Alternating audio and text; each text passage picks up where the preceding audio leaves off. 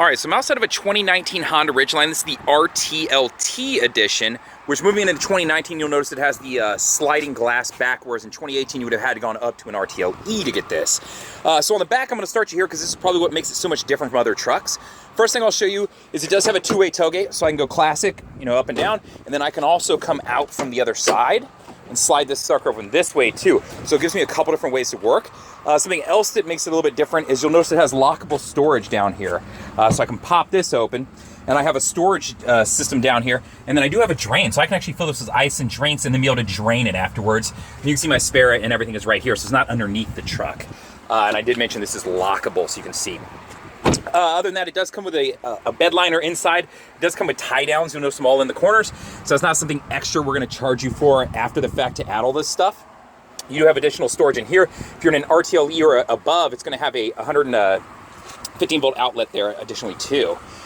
So let's move around to the side of the truck. It is keyless entry, so you can walk up and just grab the door handle, it'll unlock for me, and I can lock the door handle off the black button right here. And now moving into the second row of the car, I'll show you a couple different things. It is leather interior, so you can see I've got a nice tan interior finish on this one. I can throw the seats all the way up, and to do so, that's all I gotta do. And you can see I have a small rail system down here, but it doesn't take up space where I actually have storage underneath my seat, so you can see I can store stuff down there.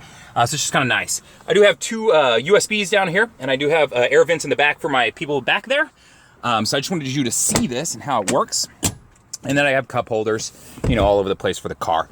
So that's what's going on in the back half. Now let's hop up in the driver's side. We'll show you some different things.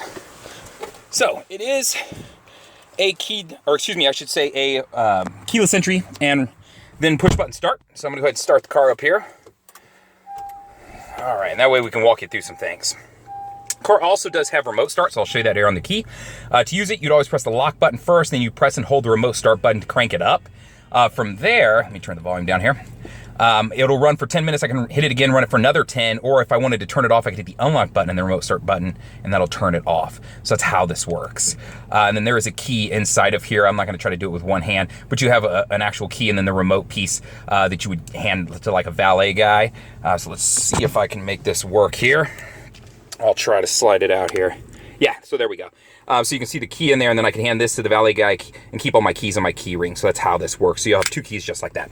Okay, so moving over to the left side. I have auto up-down windows on my driver and passenger side. So one touch up, one touch down, and it'll send them up or down. That's what I just did. My door locks, my window locks.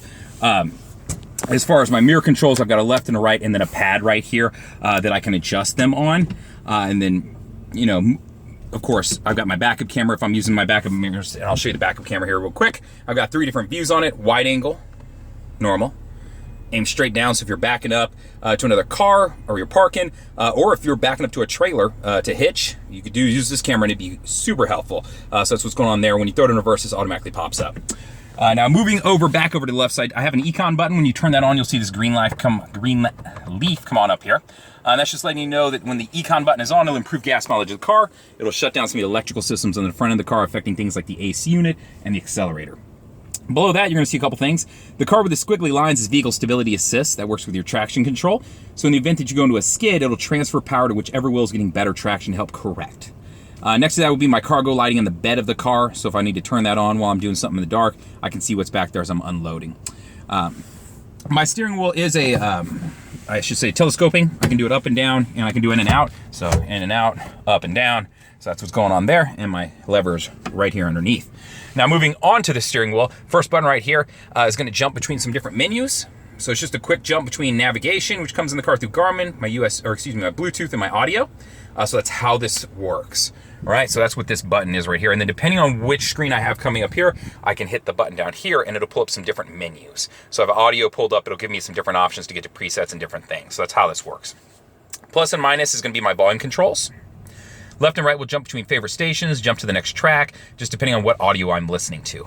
My source button is gonna toggle between any audio I have available right now. So right now you can see I've got XM, I've got AM, I've got FM.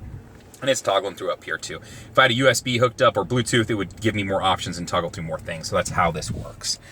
Below is my Bluetooth controls. So to answer a phone call, to hang up a phone call, to use voice command, which this is kind of nice because this will work for Apple CarPlay and Android Auto also. And I'll go over that here in a second. Moving to the right side, my cruise control settings are right here. Pretty standard stuff. You turn it on, you'll see cruise main come on there. That's the green box right there. And then I can set it, cancel, resume. So pretty standard stuff. Below that, this is going to be some different menus. So I can toggle through the different menus I'm using from right here. And this is what allows me to do that. So I've got a compass, I've got a tripometer information, trip A, trip B, oil life, you know, my tire pressure, all those things here available to me. And I can reset my trips and stuff from right here also. So that's kind of the rundown of the steering wheel. Now, on the right side, I'll first point out this button that's right here on the tip of the blinker stock. There's two ways you can use a camera that's over on the right side of the car. If I press that button, that camera that is actually, you can see it hanging down right beneath my mirror right there, will turn on. So if I turn that button on, or if I hit my right blinkers, what the default is set to, it'll typically turn that on, which somebody's turned it off right now, which you can turn that setting on and off. So it's just kind of nice. But that's what the camera is. It turns on like that, shows you your blind spot. You don't have to look over your shoulder and away from the road to see who's over there in case you need to get over. So great feature. You don't see that on a lot of cars out there, so nice to have. You do have auto on-off headlights. And you'll notice them right here, the hash is on. And then my fog light controls are right here. If I want them on, if I want them off, that's how I'm lining them up right there. On the other side will be my windshield wiper controls. So you pull down to set them, and they are intermittent, so I can affect the speed. So that's how this works. Now moving over onto the center stack. First thing you'll see, I'll take you to the home screen. So I want you to know all these buttons are movable. It's a little bit more customized or customizable or custom. I don't know. You fill out the word, but I can press and hold and move stuff around. So it just gives me that option to be able to do that. So if I need to move stuff and I like having certain things in certain places, I have that available to me. And then once I'm done, I'm there. Or I could get rid of a bunch of buttons if there's stuff I don't use. So kind of nice that they make it a little bit easier to use like that. Now, Honda Link is set up to give you maintenance notices, recall notices, maintenance reminders. You can also access some new things on some of my cars. So being able to, lock and unlock your car with your phone, being able to start the car from your phone. So some different features it gives you access to. Some of them are going to be subscription based, but you'll start off with a free trial that's I think a year long. And then afterwards you can decide if you wanted to continue it or not. So that's Honda Link. Right next to the smartphone connection, this is where Apple CarPlay and Android Auto come into play. It allows me to plug my phone in to the USB down here, which is the one with the phone on it right here. It'll give me access to my navigation on my phone. So I could use Google Maps, I could use Waze. If you're an Android-based user, you have access to both of those. If you're an Apple person, then you have access to Apple Maps right now. I understand that that's going to be changing shortly. Gives you access to your navigation, your music, so whether it be Spotify, Pandora, iHeartMedia, a lot of different options. Any music saved to your phone, anything you want to stream, you can do it through here also. So just a lot of different ways you can access different information, giving you more connectivity between your phone and your car to where you can use the touchscreen and not mess with your phone. So that's the purpose of this. Now the I button is going to give you tripometer information, or you can pull up a screensaver from here. So I'm going to pull up the tripometer first just to show you, yes, I can get just general trip info, how many miles on this tank of gas, current and previous trips, things like that. If I wanted a screensaver up, I could have one, and I can customize that through the USB. Just put a USB into the USB spot, whether it be there or down in here. And it has to be a JPEG or a PNG file, and you can put it on this screen right here. So you could remove the clock and just have your favorite logo of your favorite team, your kids, your grandkids, your dogs, whatever it is that makes you happy inside. Now moving over audio-wise, I'll show you all your different options in this car. So on the source button right here, it's going to pull it up, and I'll have access to FM, AM, 90 days free of satellite radio, USBs that I can plug in, whether it be a thumb drive, whether it be connecting up to a phone, whether it be an MP3 player, whatever it may be, I can connect in and play. Pandora compatibility. If you're a Spotify person, no big deal. Use Apple CarPlay or Android Auto, or just use Spotify and go through Bluetooth, and you can listen that way. So a lot of different things you can do here. So a lot of options you have for audio-wise. Navigation is through Garmin, so you saw a brief rundown of that. I can use voice command, so I can use this voice command button to call out and ask for navigation to places. So I have that available to me. And then as far as some different settings and stuff, there's a lot of different ways you can search things. They make it a pretty easy system to use settings-wise. If you want to mess with stuff, change your maps around. Maybe you want certain view setups. You want a different car. You want it to match the color of your car that you're driving. Instead of a 3D map, maybe you want it north up or tracking up. A lot of different things you can do here in this system. So that's how these work.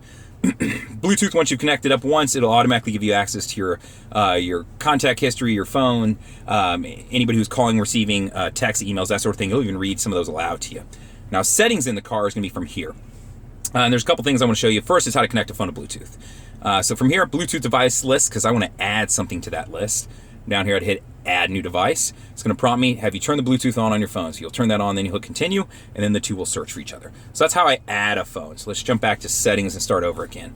Now, if I go to vehicle, this is where I can access things like my door locks, my window controls, so some different features from here that I can access. So just be aware of that if you want to affect when the car locks the doors. Right now it's when you hit 10 miles an hour. When you're getting out of the car, when you open your driver's side door, it then unlocks the remaining doors. So just some different features to be aware of that exist in here that you can play with. Keyless access setup. One in here I really like is the walkaway auto lock feature. What this is if I turn this on, which I'm going to turn it on, if I get outside of 10 feet from the car and I haven't locked the doors, it can be set to automatically lock them on my behalf. So either I forgot or my hands were full, now I don't have to worry about it. Once I get outside of 10 feet with the key in my pocket, doors lock.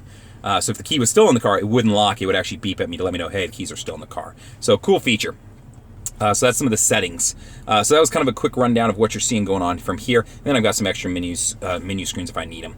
My AC controls are going to be right here, so I can control left and right separate of each other. If I unsync them, then I'm controlling them separate. If I have them synced up, now they're all working off my side, right? Standard shifter setup, pretty self-explanatory. I do have a snow function and a normal with some traction controls and a nice little graphic down there to show me. And it changes the or offsets the shifting points of the car to help create or maintain traction. So that's the purpose of this.